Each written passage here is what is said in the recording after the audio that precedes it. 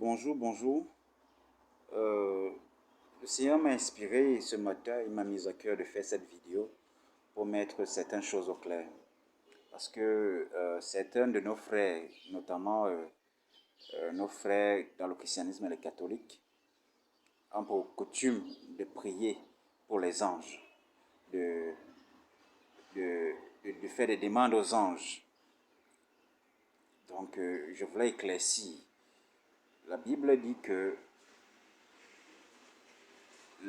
nous, les saints, nous, les êtres humains, nous jugerons même les anges, et que nous sommes supérieurs aux anges. Comment est-ce que nous sommes supérieurs aux anges?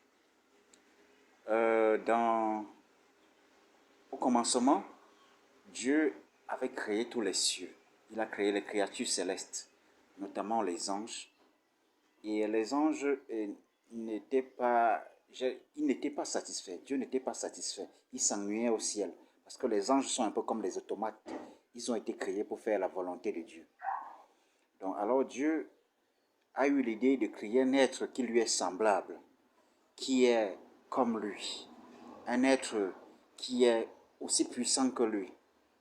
Alors il a créé l'homme. Il a créé l'homme à sa ressemblance. Il lui a donné tous les pouvoirs qu'il avait. Cet homme, c'était Adam.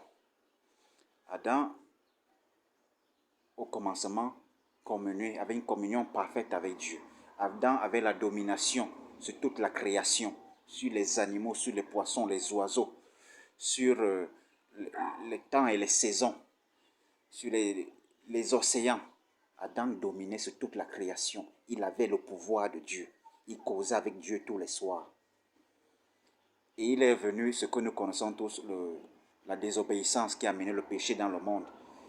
Et Dieu s'est éloigné de l'homme. Il a rejeté l'homme, il a écarté l'homme du jardin.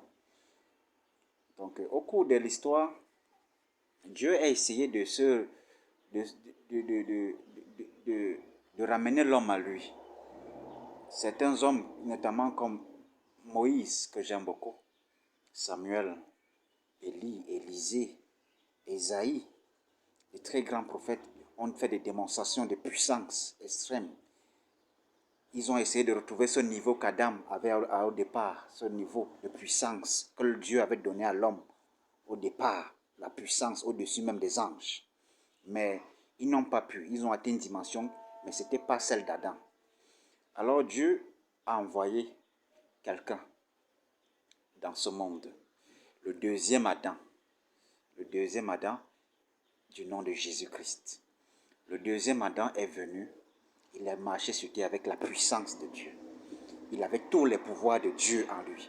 La Bible dit que toute la création est corporellement en Jésus-Christ. Il a la domination sur toutes choses. Les disciples étaient étonnés que qui est celui-ci qui a même le pouvoir sur les océans, qui ordonne au vent de se taire, le vent se tait, les océans se taisent. Il avait le pouvoir de Dieu, il marchait sur l'eau. Il ressuscitait les morts. Il dominait sur toutes choses. Il pouvait donner à un arbre de mourir et l'arbre mourait instantanément. Jésus-Christ était le deuxième Adam. Donc quand j'entends souvent certains de mes pères dire que nous sommes supérieurs aux anges, non, ce n'est pas toi. Toi, tu es l'homme qui est mort spirituellement. Dieu veut que tu retrouves ton état originel, le pouvoir qu'il t'avait donné au commencement, celui qu'Adam avait, celui qu'il a donné à Jésus-Christ. Et le seul moyen de retrouver ce pouvoir, c'est que nous devons entrer en Jésus-Christ. C'est Jésus-Christ qui est le deuxième Adam. Pour retrouver ce pouvoir, ce niveau-là de ressusciter les morts, de marcher sur l'eau, de voler même sur les airs, il faut redevenir comme Jésus-Christ, communier avec Jésus-Christ, entrer en Jésus-Christ, vivre Jésus-Christ, accepter Jésus-Christ. Et nous redevenons des dieux. C'est tout ce que j'avais à dire ce matin.